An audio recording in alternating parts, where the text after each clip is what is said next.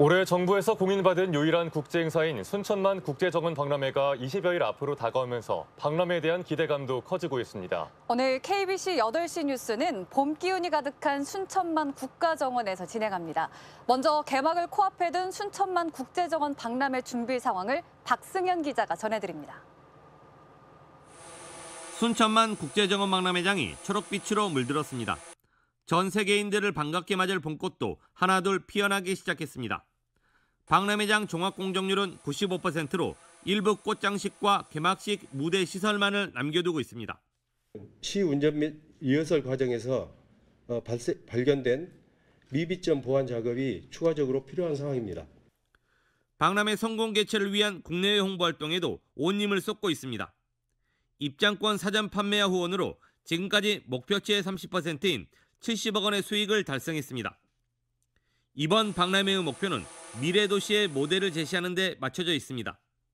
10년 전 박람회가 순천만 보존을 위한 에코벨트 조성이었다면 이번에는 도심 전체로 확대됩니다.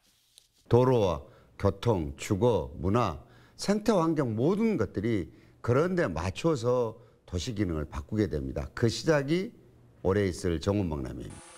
다음 달 1일부터 10월 31일까지 7개월 동안 정원에 삽니다를 주제로 10년 만에 새롭게 열리는 국제정원 박람회. 순천만 국제정원 박람회 개막이 이제 코앞으로 다가오면서 그 기대감도 점점 높아지고 있습니다. KBC 박승현입니다. 방금 보신 것처럼 이번 순천만 국제정원 박람회는 10년 전 박람회와 큰 차별화를 시도했습니다.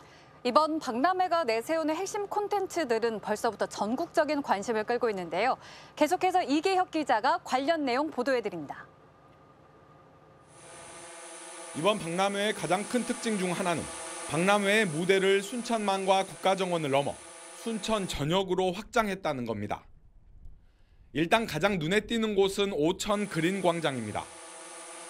대규모 홍수를 막기 위해 조성된 저류지에 사계절 잔디를 깔고 1.2km에 달하는 국내 최장 마로니에 길까지 조성했습니다. 삭막했던 재해시설이 푸른 만남의 광장으로 다시 태어난 겁니다. 정원에서 하룻밤을 내건 가든스테이는 박람회장 최고의 콘텐츠입니다. 우리나라 제1호 국가정원에서 잠을 자고 순천 식재료로 만든 식사를 먹으며 체험 프로그램까지 이용할 수 있습니다. 캐빈형 숙박동 35개에서 하루 100여 명이 머물 수 있는데 예약이 시작되자마자 주말 숙박이 매진될 정도로 인기입니다. 예약 시작 전부터 상당히 폭발적인 문의가 많이 왔습니다. 그래서 저희들 예약 시작 4시간 만에 저희들 목표치 50%를 달성했고요. 특히 그중에서도 주말에 4월 주말에는 예약이 다 만실되었습니다.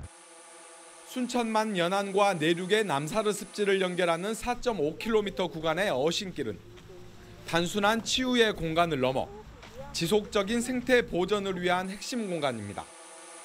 기후위기 속 미래도시가 지향할 대안을 제시하겠다는 순천의 구상이 이번 박람회를 통해 윤곽을 드러내고 있습니다. 순천시가 이 정원도 대단한 정원도 만들고 이 분야에서 이렇게 열심히 활동하니까 저도 국제정원 박람회 널리 알리도록 이렇게 홍보 많이 하겠습니다. 완전히 새로운 모습으로 탄생할 순천만 국가정원이 국내외 관람객들의 시선을 사로잡을 것으로 전망됩니다. KBC 이계혁입니다. 이번엔 노관규 순천시장 직접 모시고 이야기 나눠보겠습니다. 네, 시장님 안녕하십니까? 네, 안녕하세요. 네, 먼저 개막이 이제 20일도 안 남았습니다. 네, 마지막 점검 앞둔 소감 어떠신가요?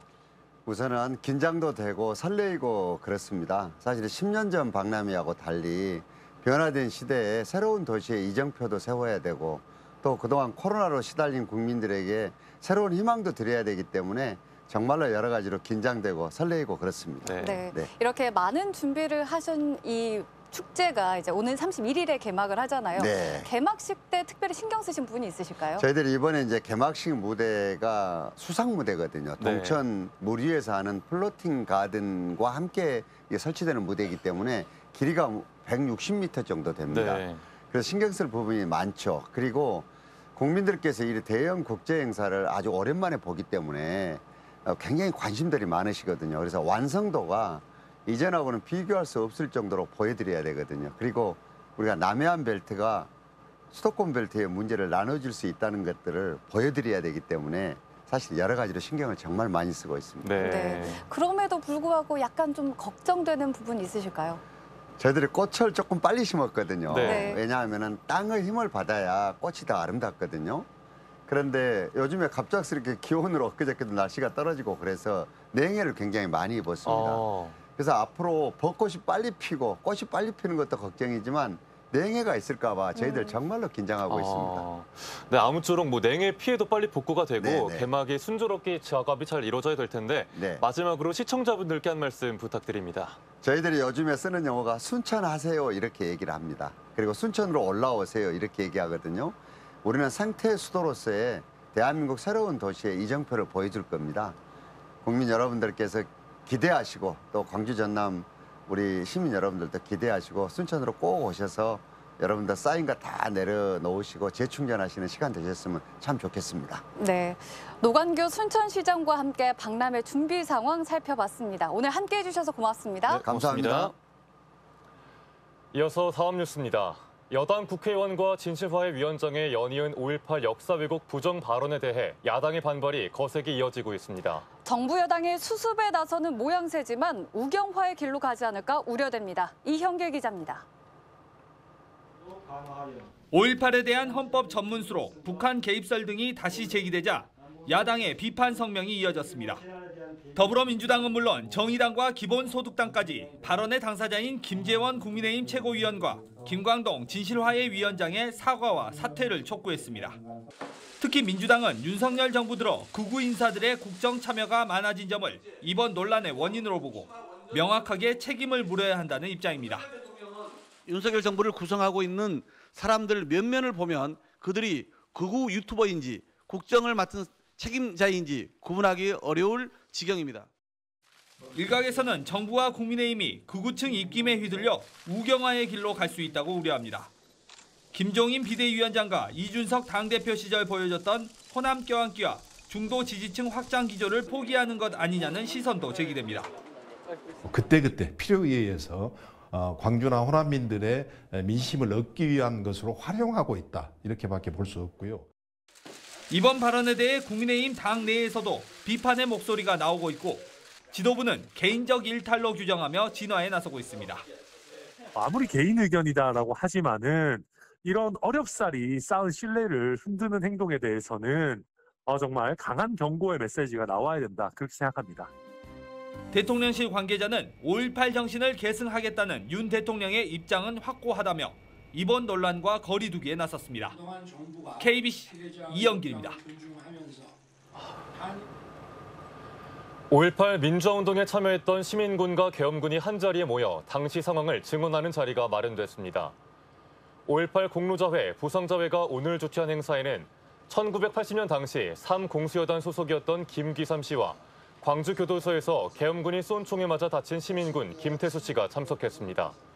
이들은 당시 현장 상황을 그림으로 그려가며 광주역 집단 발포와 광주교도소 안매장 사건에 대한 진술을 이어갔지만 구체적인 발포 명령자와 안매장 장소를 묻는 질문엔 명확한 답변을 하지 못했습니다.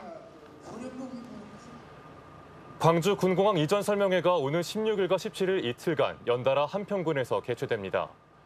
광주광역시는 한평군의 요청에 따라 국방부와 함께 한평 지역 이장 반장 500여 명과 농업단체 회원 200여 명을 상대로 이틀간 군공항 이전 사업에 대한 설명회를 연다고 밝혔습니다. 이번 설명회에는 광주광역시 문화경제부시장이 참석해 이전 지역 지원책과 이전 절차 등을 직접 전달할 예정입니다. 포털 뉴스 서비스 제공과 함께 KBC는 기존 방송 뉴스의 틀에서 벗어난 다양한 형태의 뉴스 콘텐츠를 제공하고 있습니다. 특히 정치와 스포츠, 문화, 생활정보 등 지역민과 구독자들의 관심에 따라 맞춤형 콘텐츠를 제작, 발행하고 있는데요. 지역을 넘어 국내외 소비자에게 호응을 얻고 있는 뉴스 콘텐츠를 고우리 기자가 살펴봤습니다. KBC의 뉴스 콘텐츠 가운데 가장 많은 호응을 얻고 있는 분야는 시사 콘텐츠입니다. 지난 2021년 시작된 라디오 프로그램 백운기의 시사 1번지는 최신 정치 이슈를 깊이 있게 분석해 청취자들에게 전하고 있습니다. 방송 후엔 쇼폼 영상과 기사 형태 등으로 재가공돼 전국의 독자들에게 다가가고 있는데 1년여 만에 누적 조회수 1억 3천 회를 넘어섰습니다. 상식이라고 하는 초심을 잃지 않고 우리가 계속 얘기하다 보면 결국은 우리나라의 수많은 상식 있는 국민들이 사랑해주는 프로그램이 되지 않을까. 좋은 프로그램을 만들어 방송하고 또 그것을 방송하는 데 그치는 것이 아니라 새롭게 개강호에서 전 세계 사람들이 볼 수 있는 컨텐츠를 만들도록 노력하겠습니다. 박지원, 나경원 등을 비롯해 지금까지 200여 명이 출연한 여의도 초대석에서는 정치적, 사회적 현안에 대한 다양한 입장과 주장들이 소개되고 있습니다. 정치 분야 외에도 스포츠와 문화, 생활 콘텐츠 등도 주목받고 있습니다. 매주 주말 포털 뉴스를 통해 발행되는 주말엔 조이는 광주 전남 지역에 가볼 만한 곳을 소개하는 여행 콘텐츠로 다른 지역 독자들이 더 선호하는 콘텐츠 중 하나입니다. 야구 명문 기아 타이거즈 선수들을 중심으로 프로야구 인물들을 소개하는 야구 인물 사전은 최다 조회수 275만 회를 기록하며 야구 팬들 사이에서 입소문을 타고 있습니다. 야구가 지역에서 굉장히 인기가 많잖아요. 그래서 이제 뉴스에 담을 수 없었던 야구 선수들의 재밌는 이야기라든지 그런 스토리들을 좀 묶어가지고 만들어보면 어떨까 싶어서 기획을 하게 되었고요. 포털뉴스 구독자 100만 시대를 맞은 KBC는 올해 지역과 전국을 아우르는 독창적인 콘텐츠 제작을 대폭 확대해 나갈 계획입니다. KBC 고울입니다. 한국지역민영방송협회장에 임채영 KBC 대표이사가 선임됐습니다. 임채영 KBC 대표와 허인구 지원 대표이사는 오늘 열린 한국지역민영방송협회 정기총회에서 각각 회장과 부회장으로 선임돼 오는 2025년까지 2년간의 임기에 들어갔습니다. 새로 선임된 임 대표는 인구 소멸 위기를 맞아 지역 간 균형 발전을 견인하고 뉴미디어 시대의 공적 미디어의 사회적 책무를 충실하게 하도록 힘을 쏟겠다는 포부를 밝혔습니다. 김영록 전남지사는 오늘 보성과 장흥에서 민선 8기 첫 도민과의 대화를 가졌습니다. 김 지사는 이 자리에서 해상풍력 사업 등 10대 현안을 중심으로 도정을 설명한 뒤 보성은 남해안 관광시대의 중심에 서도록 지원하고 순천 도심 구간 우회로 인해 지연 우려되는 경전선 착봉에 대해서는 광주 보성 구간이라도 우선 공사에 들어가도록 하겠다고 약속했습니다. 이어진 장흥 군민과의 대화에서는 통합의료산업의 중심지인 장흥을 생물의학 바이오 산업의 한 축으로 성장시키겠다고 밝혔습니다. 고용보장을 요구하며 광주시청 로비에서 농성 중인 어린이집 보육 대체교사에 대해 광주시가 고소장을 제출했습니다. 광주광역시는 퇴거불응과 공유재산 물품관리법 위반 등을 이유로 보육 대체교사 노동조합 집행부를 지난 13일 경찰에 고소했습니다.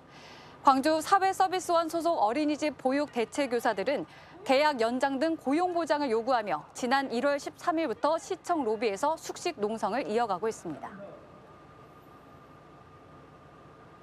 우남산에 산불을 낸 50대가 산림보호법 위반 혐의로 입건됐습니다.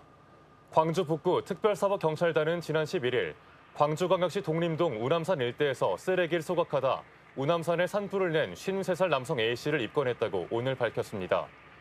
화재 당시 A씨가 밭에서 쓰레기를 소각하던 중 불씨가 인근 우남산으로 옮겨 붙으며 임야 4헥타르가 불에 탔고 자신도 손 등에 2도 화상을 입었습니다.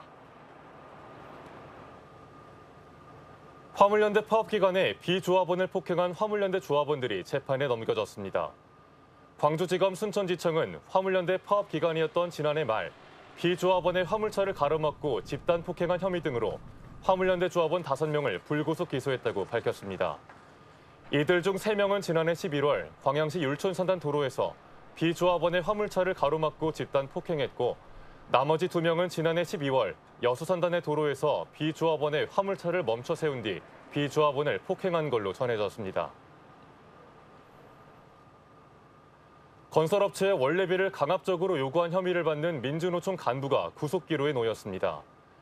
광주경찰청 강력범죄수사대는 지난 8일 공동공갈과 협박 혐의로 민주노총 타워크레인 노조 광주 전남 동부지회 소속 간부 A씨에 대해 구속영장을 신청했습니다. A씨는 지난 2020년 2월부터 12월 사이 전남 지역 아파트 신축 현장에서 타워크레인 기사 3명과 함께 원래비 지급을 요구하는 집회를 개최하고 협박을 가한 혐의를 받습니다. 현재 5곳인 전남형 공공산후조리원이 내년까지 8곳으로 늘어납니다. 전라남도는 지난 2015년 전국에서 처음으로 해남 종합병원에 공공산후조리원을 설치한 것을 시작으로 강진과 완도, 나주, 순천 등 4곳을 잇따라 문을 연 데 이어 내년까지 120억 원을 들여 목포와 여수, 광양에 공공산후조리원을 추가로 개설할 계획입니다.